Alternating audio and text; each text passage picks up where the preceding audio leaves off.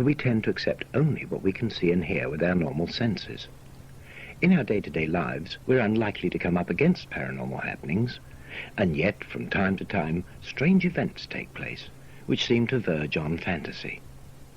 Often these events happen when we least expect them, and it's not necessary for the traditional bewitching hour of midnight to animate the ghosts, and it's not necessary for the locations to be the hallowed ground of some ancient churchyard or burial place. Ghosts can show up at any time of day or night, often in the most unlikely places, and they can take many forms. Some just don't believe in them, and this is probably because they've never seen them. They will argue that should a friend see something that it was a figment of imagination, existing only in the mind of the beholder, and they'll come up with theories to explain away the phenomena. Perhaps the person seeing a ghost was daydreaming, or perhaps he created the image by self-hypnosis, combined with an over-enthusiastic imagination. But we're going to prove to you that ghosts really do exist, for you're going to hear them on this tape. And what you hear are not figments of imagination or the results of self-hypnosis, for they were recorded via the medium of a microphone and a tape recorder. The microphone cannot operate in silence. It has a diaphragm which moves in time with the movement of the air when a sound is generated. It's rather like a loudspeaker in reverse. It cannot record figments of imagination, and it is not subject to hypnosis or telepathy. It relies upon physical sound to function. It is possible, under certain circumstances, for a tape recorder to act as a radio receiver, and under the right conditions, they can record programs originating from broadcast stations. But the sounds you're about to hear do not in any way resemble radio program material, and at the time when these recordings were made, there were no stations transmitting material of this nature.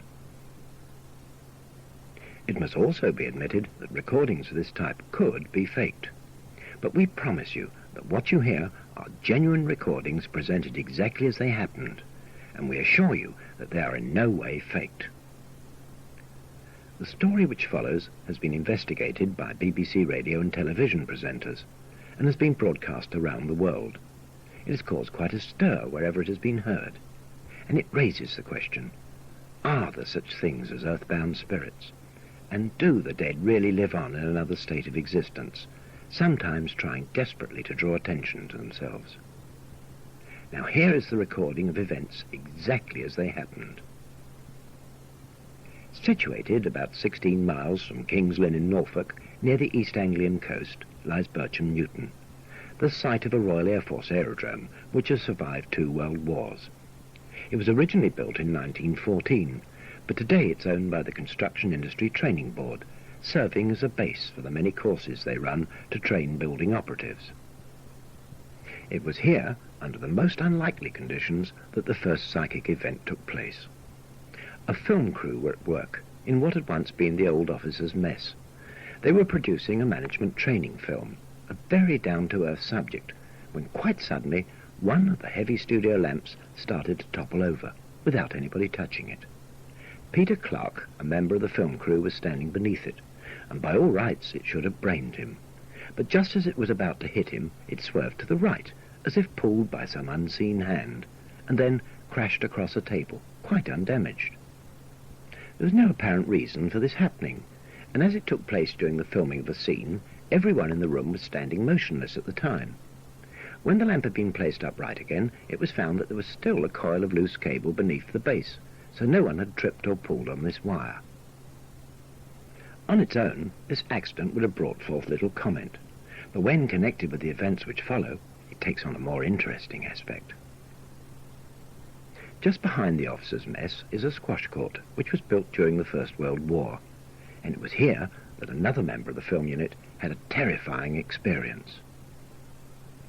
After discovering the existence of the court, he thought he'd like to play a game of squash, and arranged to borrow a bat and a ball from the sports officer, and was loaned the only key to the building. He asked if any of the members of the film unit would like to join him, but as no one was interested, he set off to play on his own. There are 2 courts placed side by side, and at first he amused himself in the left-hand one. Then, for no particular reason, he decided to have a go in the right-hand court, and was soon devoting all his attention to trying to hit the ball. While this was going on, he heard footsteps walk along the viewing gallery behind him, and at first he didn't pay much attention to them, as he imagined that one of the members of the film crew had come to watch him play. And then, suddenly, he realized that he'd locked himself into the building and was completely alone. For a moment, he stood silent, and then he heard a sigh, which made the hairs on his neck prickle, and turning round, he saw a man in RAF uniform staring at him from the gallery. And then the figure vanished. The experience terrified him, and he immediately fled from the building. Later that night, he confided his experience to Peter Clark, who suggested that they should return to the squash court with the film unit's professional tape recorder to try and capture the footsteps on tape. They didn't get the footsteps, but what they did obtain was one of the most amazing psychic recordings ever made. We asked Peter Clark why they decided to visit the building at night. The main reason really was because it was quiet, as we were taking the tape recorder with us. What time of night was this? About 11:30. What sort of weather conditions were there? Calm, still warm summer night. What was the atmosphere like when you visited this building? There are two courts, side by side. We first went in the one on the left, which I can only really describe as normal. Then we investigated the rest of the building and searched everywhere to see if there was anybody in there. And then we went in to this one on the right. And the atmosphere was so frightening, so cold in there, that it was just like stepping into another world almost. Was this the court your colleague saw the ghost of the airman in? Yes, that's right. This was the one that we'd come to investigate. We put the tape recorder on the floor and set the tape on it, and we debated whether to stay in the building or not. We were so frightened that we thought we'd just leave it running and lock it in there and come back when the tape had run out.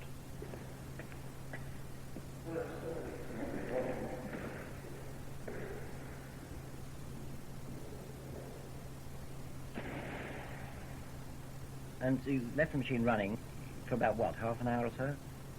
Yes, I think it was about 25 minutes. Could you see the door or the entrance to the court? Oh, yes, we saw that. We got the building in plain sight all the time. It was a moonlit night. And then you returned to collect the machine? Yes, and we opened the door and walked in just as the tape ran out. And as we were bending over the machine to switch it off, we heard these footsteps along the viewing gallery. Immediately we thought, well, somebody must have been in here. And then we realised that we'd checked the place. And as we stood there looking, the footsteps progressed further along the gallery, and we could see there was nobody there. And of course, by this time we were so keyed up, frightened, that we grabbed the recorder and ran. Now you're going to hear extracts from that recording. The volume control had been set for whispered speech, and so the sounds are recorded at a very low level. We've amplified them, and because of this, they're accompanied by considerable tape mush. In the first extract, you'll hear some metallic sounds, and if you listen carefully, you can hear the drone of a piston-engine aircraft flying over. And yet, not only were there no aircraft flying in the area that night, there were no metallic objects within the building capable of producing these sounds.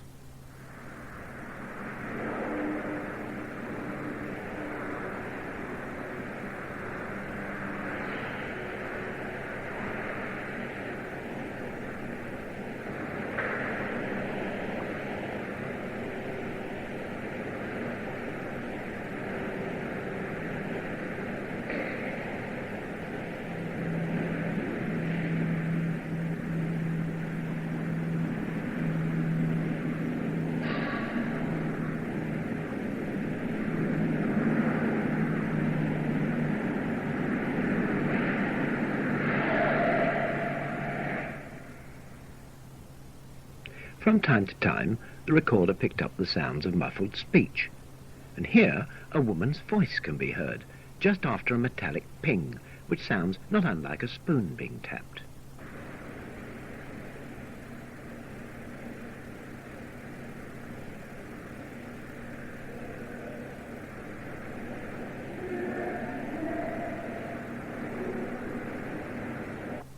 This is so remarkable, we've repeated it 3 times.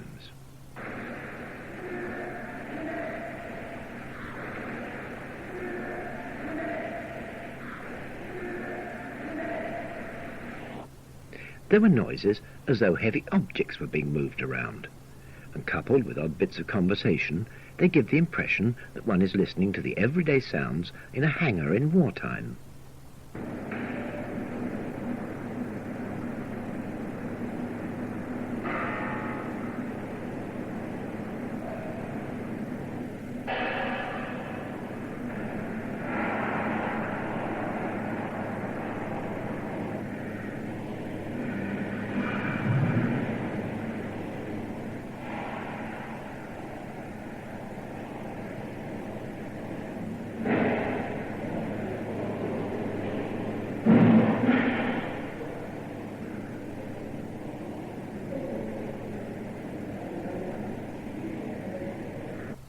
The next sound is perhaps the most frightening of all.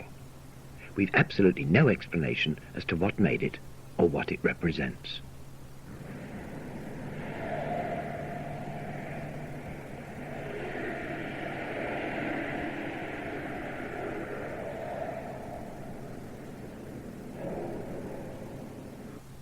The master tape of these recordings was passed to the BBC, and they analysed it thoroughly. This is what one of their engineers had to say about it. Well, I've listened to it myself and talked to a number of my BBC colleagues of wide experience of recording, and collectively we are very puzzled, and we can't offer any simple, clear explanation. Could there be some sort of technical explanation, some reason how these sounds might have got onto the tape? There are certain possibilities. The tape itself could have had a previous recording on it, but I understand that this, in fact, was a new piece of tape, so this is unlikely. It is possible that these noises could have been recorded from outside. I think that this is not possible because I understand the building has a 9-inch brick wall, and although certain sounds could come in, these are too clear and metallic, I think, to have been recorded from outside. We can rule out any internal noises generated in the recorder itself. There's no fault condition known to me in a recorder that would generate this kind of thing. I think we can say that these noises have been definitely recorded through the recorder microphone onto the machine. We confirmed with Peter Clark that a brand new roll of tape had been used, so there was no possibility of a previous recording breaking through. We asked him if they did any further investigation on the site. Yes, well, we held a séance there with a medium, and he went into trance and produced this dead airman, the voice of the dead airman. It was extraordinary, really, because his face was all sort of twisted up, and he seemed to have difficulty in breathing. Give us your name. Name. Give us your name.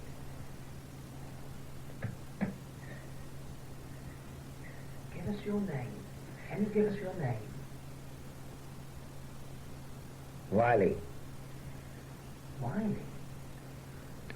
Now this was quite remarkable, for after a couple of months we contacted a local newspaper, and upon checking the files it turned out there was an airman called Wiley who'd committed suicide on the aerodrome during the last war.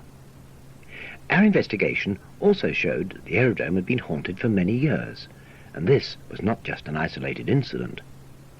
In recent years, a man attending one of the construction industry courses had his bedclothes pulled off him at night by some invisible being. Another had his curtains torn down and thrown across the room. And a senior engineer told us that he'd been tapped on the shoulder 3 times while working in the attic of the officers' mess. And yet, there was nobody else up there at the time. The experience so unnerved him, he refused to work there again. And yet another man claimed he saw a figure in RAF uniform walk through a solid wall which had been erected since the end of the last war. He was so frightened he refused to complete his course and left the following day. The record shows that one of the windows located near the officers' mess is continually being broken, yet there seems to be no logical reason why this happens. As the experts say, if the construction industry glazers cannot replace the windows properly, then nobody can. But that window seems reluctant to remain intact. During our investigation, we questioned many members of the staff, and the more we probed, the more stories we unearthed. It seemed common knowledge that strange events were continually taking place at Bircham Newton. There was the case of the radiators in the officers' mess being turned off in the middle of the night. The stopcock was located in a bedroom in a recess in the wall, and in order to get to it, a cover held in place by 6 brass screws had to be removed. The cover plate was hidden behind a wardrobe. It seems unlikely that anybody would take the trouble to move the wardrobe, find a screwdriver and remove the 6 screws in order to turn the water off.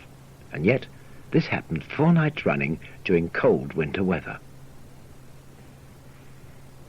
The psychic sounds you've heard were broadcast on the Jack DeMagno programme by the BBC, and as a result, a large number of listeners wrote in.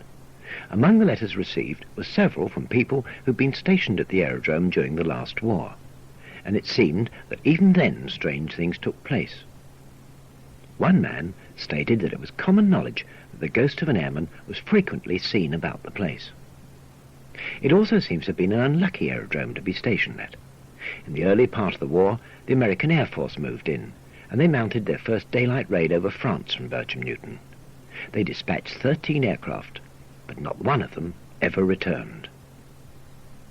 Among the letters the BBC received were a number from pet owners who said that their animals had reacted very strangely to the psychic sounds from the squash court. Some said their dogs and cats showed signs of fear. It seems almost unbelievable that a cat or a dog could sense something abnormal in a radio broadcast. They couldn't have understood the dialogue as human beings would. So what upset them? We know that dogs can hear higher frequency sounds than human beings, but it's highly unlikely that these high frequencies could be reproduced on the average domestic radio set. This raised the question that if the tape was broadcast for a second time, would the animals react again? It was decided to try an experiment, and one of the local British radio stations agreed to cooperate and broadcast the sounds. The animals obliged for the second time, and many listeners wrote to the station to confirm this. One little girl explained that she had 2 dogs, and they both reacted. Julian, now your dogs, tell me what happened when your dogs heard the noise. You've got 2, haven't you? An Alsatian and a mongrel. What did the mongrel do when it heard these ghost noises? Under the cupboard. So it heard the noises and shot away and hid itself in fright. Yeah. And what happened to the Alsatian? Our Alsatian, she looked up to the radio and her fur went straight up. So it had some effect on her as well? Yeah. Bircham Newton's story created great interest in many quarters, and shortly after it was broadcast, BBC Television took an interest in it. They decided to do their own investigation, and we were invited to join them at the aerodrome. They arrived accompanied by 2 prominent members of a leading British spiritualist society. When we first visited the squash courts, they entered the left one, and, after a brief look round, declared that there was nothing abnormal about the place. But as soon as they entered the right-hand court, they became excited and claimed that it held a presence, although they didn't know that this was the one where the tape had been recorded and the ghost had materialized. It certainly did have an atmosphere, and compared with the left court, it was frightfully cold. And when we left the building a few minutes later, they commented on this. But they also claimed they'd both sensed the spirit of a dead airman in the building. It's true. I'm warmer out here than I am in there. Bloody low, isn't it? That's not, isn't it? It's warm right here. Big, no. Like you said, your feet in your ankles. Yeah, that's my icy cold. The longer I stand in there. Did you sense it? Yeah, I just seen it. I haven't seen it, John. I've just seen it, John. I know how one of them went. Who's in there now. But it come over very strong in there. I say I was walking towards the door to come out. Suddenly I was spinning around and I faced the wall again. And I thought, why? And I looked at this wall, I expected something to happen, but nothing did. I got this terribly icy feeling in my feet. There. By God, it's colder. And when you get it, it's not imagination, because One of the spiritualists was a very well-known and trusted medium, the late John Sutton. He told us there was a lot of psychic power being generated in the building, and he decided to go back inside again to meditate. But as soon as we entered the squash court, he was entranced, apparently by this dead airman.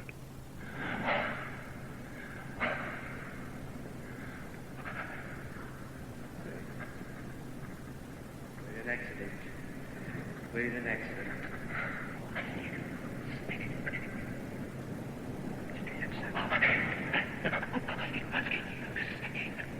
Save you, yes. Yes, we're here to save you. Tell us. I can hear you, yes. Tell us what happened. Tell us what happened. Fire? Yes. The plane caught fire? And it crashed? Yes. Where did it crash? Do you remember? Here? Near here. The church? Near the church? Yes. All right, we've got that. Come in.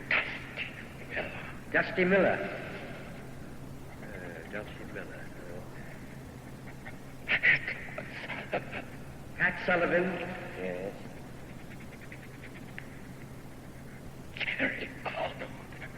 Jerry Arnold. Jerry Arnold.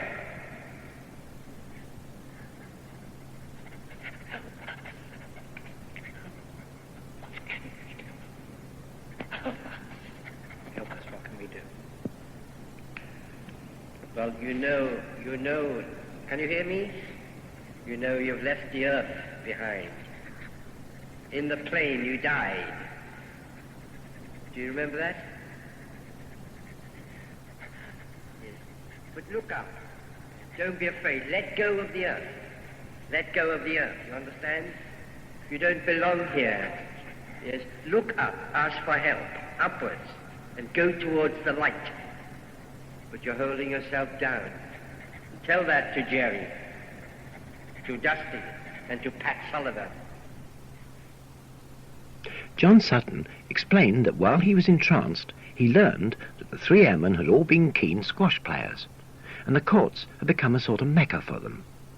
He told us that they'd made a pact that if anything should ever happen to them, they'd try to meet up again in this building.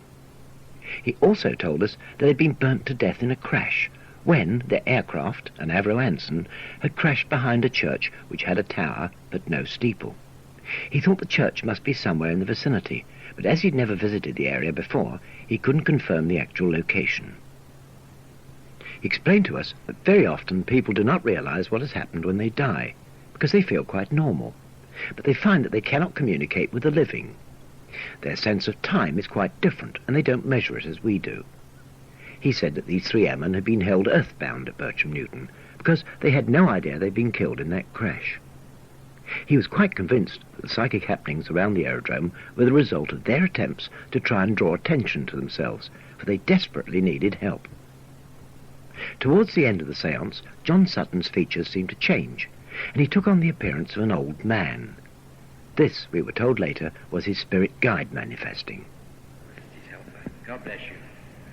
You, my children, I give thanks for the help which you have given my medium and those on this side of life. Are they all right now? They are at this time now being helped. Good. And it has been almost 30 years that this help has been sought for. And at last, they can now be happy. You will hear of no more disturbances, and should you hear of any such stories, then you will know indeed that this is but the person's own mind. I give thanks to you all for the help that you have given. We're pleased to do it. God bless you. God bless you. As to whether or not the medium was controlled by a spirit guide, we should probably never know. However, we were quite certain that John Sutton had never visited Bircham Newton before, and we were astonished to find out during a later investigation that an RAF Anson did crash in flames behind Bircham Church, killing the crew of 3. And what is more remarkable is that Bircham Church has a tower but no steeple, although the majority of the churches in the area all have steeples.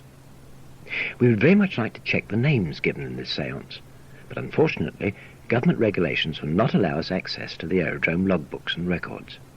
For the time being, these 3 names must unfortunately remain in limbo. The spiritualists were quite certain that from this moment onwards the psychic happenings would cease. But did they? Unknown to us, the Jack DeManio radio program decided to send a reporter down to Bircham Newton to make a further investigation, and they chose a lady called Rita Dando, who had her feet very much on the earth. She arrived at the aerodrome later the same day, but as we'd already left, we didn't have an opportunity to meet her, and so she was not aware that in theory the hauntings had ceased. She interviewed some of the staff of the training board and then arranged to borrow the squash court key, with the intention of spending part of the night in the building. She was accompanied by a lady friend. To make certain that nobody could pull their legs, they'd locked themselves into the... She was quite convinced there must be a natural explanation for the psychic happenings, but she was in for a nasty shock.